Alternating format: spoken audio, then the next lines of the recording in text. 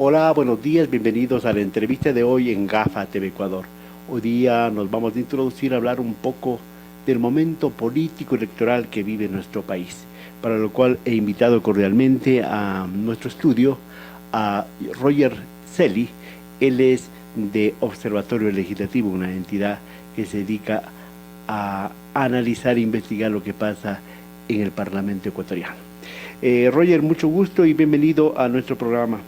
Muerte cruzada, un castigo para el propio presidente Lazo, un castigo para los 137 asambleístas que se fueron, una oportunidad a lo mejor para el país. Bueno, creo que la muerte cruzada fue un alivio para la ciudadanía. Creo que usted, yo y varias personas, pues difícilmente vamos a extrañar a la Asamblea Nacional que tuvimos.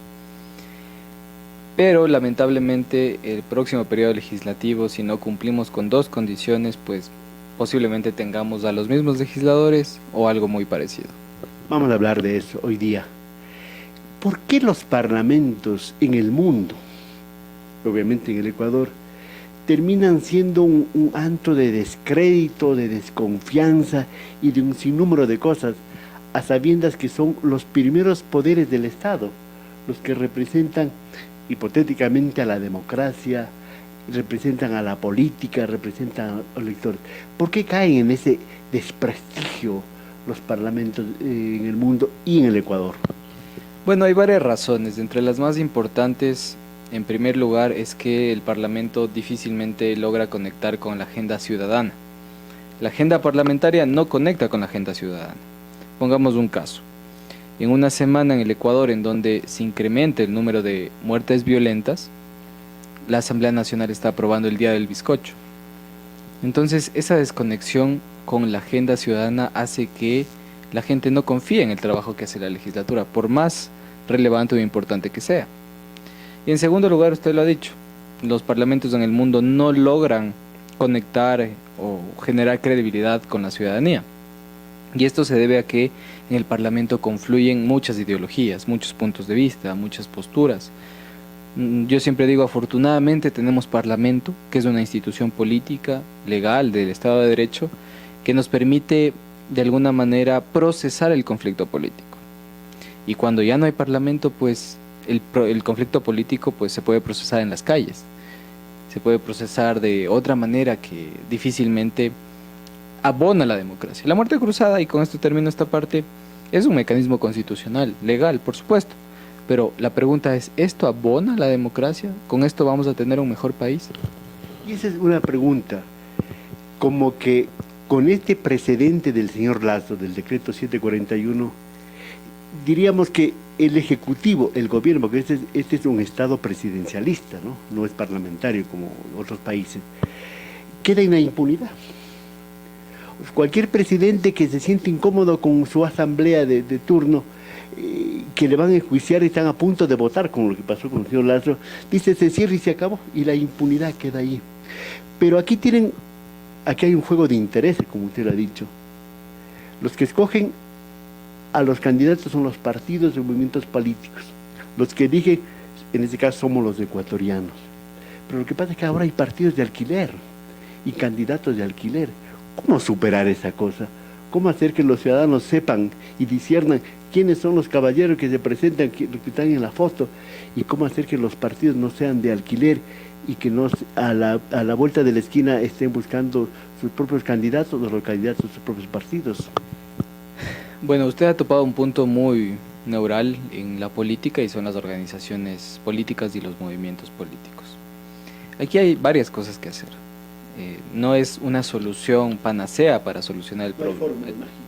Efectivamente es un tema de juntar el hombro todos. Por ejemplo, voto informado, que es algo que promovemos desde Fundación Ciudadanía y Desarrollo.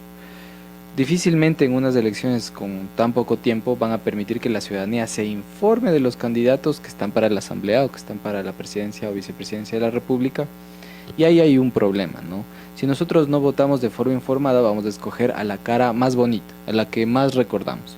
Quizá hay otros candidatos muy probos, íntegros, que tienen las credenciales para ocupar un cargo público, pero por el problema del voto informado, o por la falta de voto informado, mejor dicho, Esto no se cumple. En segundo lugar, son necesarias reformas legales, tanto en transfugismo político, que es mejor conocido como el camisetazo, cuanto en los procesos de democracia interna. No puede ser que en esta legislatura se han presentado más de 20 casos de transfugismo político, es decir, legisladores que se quitaron su camiseta, se fueron a la independencia o se cambiaron de camiseta. El mismo día que se posesionaba, el 14 de mayo del 21. Ya se estaban cambiando. Vemos un ejemplo internacional exitoso, que es España. En España, las organizaciones políticas se pusieron de acuerdo para desincentivar el transfugismo político, mejor conocido como camisetazo. ¿Qué hicieron? Decidieron hacer un pacto en el cual no reciben candidatos que hayan incurrido en transfugismo político. Es decir, el candidato que por ahí se cambió un par de veces de camiseta ya no tiene la oportunidad de participar en una organización política. No se limitan sus derechos, simplemente es un acuerdo de las organizaciones políticas para evitar esto. Y en segundo lugar, los procesos de democracia interna. No puede ser que hoy en día no sepamos quiénes son los candidatos de las organizaciones políticas más fuertes del Ecuador. No puede ser que organizaciones políticas como el Partido Social Cristiano, que tiene militancia, tiene cuadros interesantes que podrían ocupar una candidatura a la presidencia, mire al primer aparecido, que tiene un perfil aparentemente ganador, al señor Jan Topic, y lo tome como su candidato. ¿Qué pasa con toda esa militancia de años de las personas que han estado en el PSC? ¿Qué pasa con la democracia interna? Yo le pregunto al PSC, ¿ustedes consultaron a sus bases si es que se sienten representados con Jan Topic? Tendrían que respondernos y ser transparentes en ese sentido, ¿no? Porque los candidatos, hablamos lo de ahora, se autoproclaman.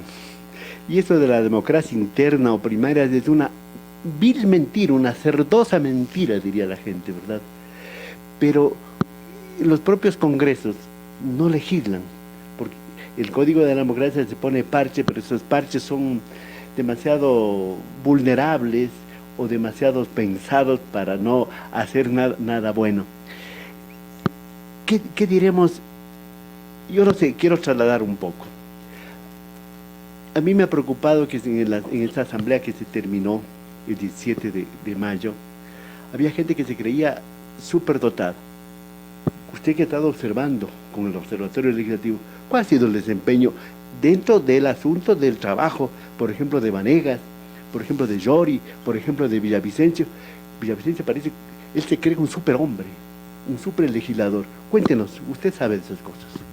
Claro, afortunadamente la Asamblea Nacional ha avanzado mucho en transparencia, pero aún le falta, eso es importante señalar, y eso nos permite tener datos para al menos tener un punto de partida para un análisis, ¿no? Una de las cosas más importantes es algo que se llama la agenda parlamentaria, que la aprueban cada año. Es decir, los legisladores, los líderes de bancada se ponen de acuerdo y dicen, vamos a aprobar tantas leyes, vamos a avanzar en estos temas. La primera agenda parlamentaria de Guadalupe Llori, que se denominó Minga por el Ecuador, esa agenda parlamentaria se cumplió en un 40%, es decir, nos quedó debiendo un 60%. Luego, el segundo año, con la presidencia de Virgilio Saquicela, se presentó la agenda del diálogo a los hechos. Esa agenda avanzó más de un 70%. Pero si sumamos el 60% que nos debió Llori y el 30 más o menos por ciento que nos debió Saquicela, un 70% de las leyes planteadas por los propios legisladores no se cumplió. Entonces, si nosotros queremos evaluar a la Asamblea, debemos decirle qué pasó con ese 70%, por poner un caso, y es algo importante. No se aprobó la ley de gestión de riesgos. Estamos frente a una amenaza, una emergencia que podría ser el Cotopaxi, el volcán Sangay, otra pandemia, y no tenemos una ley que nos ayude a coordinar las instituciones públicas y los recursos para solventar una crisis de esta naturaleza. No tenemos un código de la salud, no tenemos una ley de minería. Ustedes ven que en la Amazonía hay exterminio de muchas zonas de la Amazonía. Sarumo, por ejemplo, se está hundiendo y ya hay un informe que está guardado en el archivo de la presidencia de la Asamblea para segundo debate, ya para votar, de la ley de minería. Y no se vota. Y así un sinnúmero de leyes que no se han topado y que nos han quedado debiendo. El desempeño, yo le ponía nombres. Claro, ¿cuál es el desempeño de aquellos? A ver, los legisladores tienen 3 categorías, y voy a permitirme utilizar los datos específicos para no cometer errores. Tienen 3 categorías de gestión. La primera tiene que ver con la gestión legislativa, que son el número de los proyectos de ley que se han presentado. En nuestro informe anual, pues podemos evidenciar algunas cifras, ¿no? Se han presentado, por ejemplo, más de 500 proyectos de ley en este periodo. ¿Quién presentó más proyectos de ley? Por ejemplo, Marcelo Holguín, 20 proyectos. Pero si nosotros analizamos las cifras de Holguín, por ejemplo, vemos que una gran cantidad de proyectos son reformatorios. 16 de los 20 proyectos son reformas de leyes vigentes. Eso nos hace pensar que posiblemente los legisladores no están presentando leyes nuevas que buscan regular algo novedoso. Remiendos. Usted lo ha dicho, esa es la palabra, remiendos de leyes, un punto, una coma, y ahí es donde atacamos. Y tenemos otro indicador, por ejemplo, de Marcelo Holguín, por topar un caso, por ser la legisladora que más ha presentado proyectos de ley. 3 proyectos de ley tienen apenas un artículo de esos proyectos, de los 20. 12 tienen de 2 de 10 artículos y más de 10 artículos apenas 5 proyectos. De ahí tenemos a Luis Almeida con 15 proyectos, Dina Farinango con 14, Ángel Maigta con 14, Natalie Viteri con 14, Ricardo Vanegas 13, José Chimbo 12, Manuel Medina 12 y Lucía Plasencia 12. Son quienes más han presentado proyectos de ley. Ahora, quienes nos han quedado debiendo, por ejemplo, Coms Córdoba de UNES no ha presentado ningún proyecto de ley. Es una atribución y una responsabilidad presentar proyectos de ley. Coms no ha presentado. Hay el caso de Roberto Cuero, y voy a permitirme hacer un paréntesis. Nosotros en nuestro informe registramos que Roberto Cuero no presentó proyectos de ley. Pero sucede que 3 días antes, más o menos, de que nosotros lanzamos el informe, él nos puso en redes sociales, yo sí presenté un proyecto de ley, pero 3 días antes. O sea, justo ya cuando se iba a cerrar el informe, presentó un proyecto de ley. No quiero decir que fue por nuestra incidencia, digamos, pero me parece extraño que justo al último, ya cuando se acaba el segundo año de la legislatura, recién voy a presentar un proyecto de ley. Un proyecto de ley. Entonces es cuestionable esa conducta, ¿no? Óscar Arcentales, titularizado, no ha presentado proyectos de ley. Caterina Estrada, titularizada, tampoco. Pablo Muentes, tampoco. Mabel Méndez, tampoco. Bolívar Remache, tampoco. Y Mónica Salazar, no han presentado proyectos de ley. Yo recién les escucho. Y hay un fenómeno interesante, y gracias por topar el tema.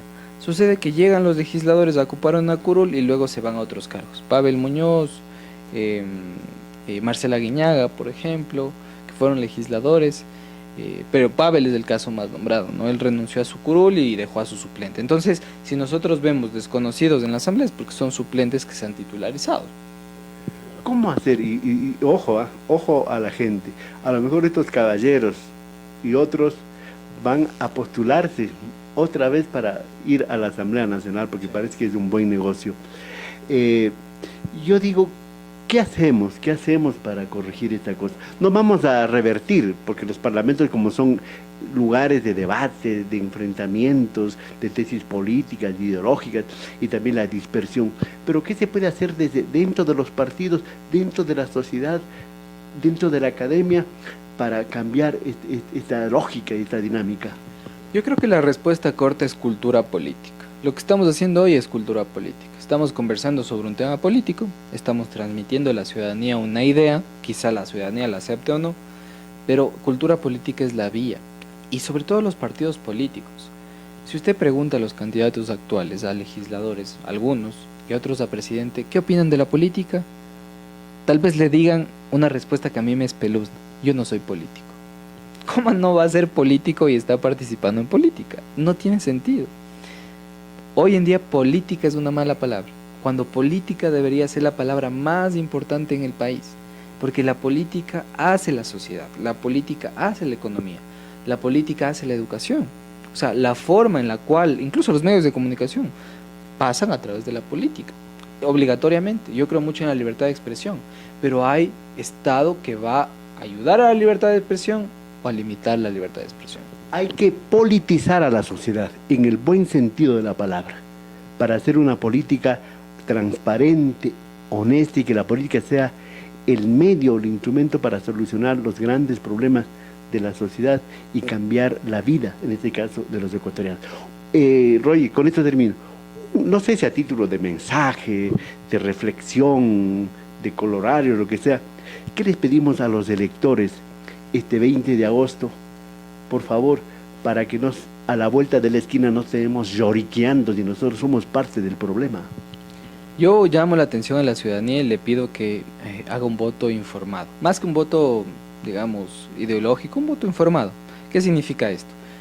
Hoy tenemos la herramienta del Internet. Es tan sencillo como meterse a la Fiscalía General del Estado, poner los nombres o los apellidos del candidato y ver si tiene procesos judiciales. En el SATYE, que es el tema de la función judicial, ver también. Ver si ha pagado impuestos, por ejemplo. Si sabemos que un candidato es millonario y no ha pagado impuestos, nos hace ruido. Ver al Observatorio Legislativo, por ejemplo, ver este programa, enterarse, informarse. Voto informado es la clave para elegir de mejor manera a los candidatos. No podemos decir y ser maniqueístas diciendo todos los partidos son una porquería, todos los candidatos son malos. Debe haber muy buenos y tratemos de hacer el esfuerzo de encontrar a los buenos perfiles. Quizá nos puedan ayudar a tener una mejor asamblea.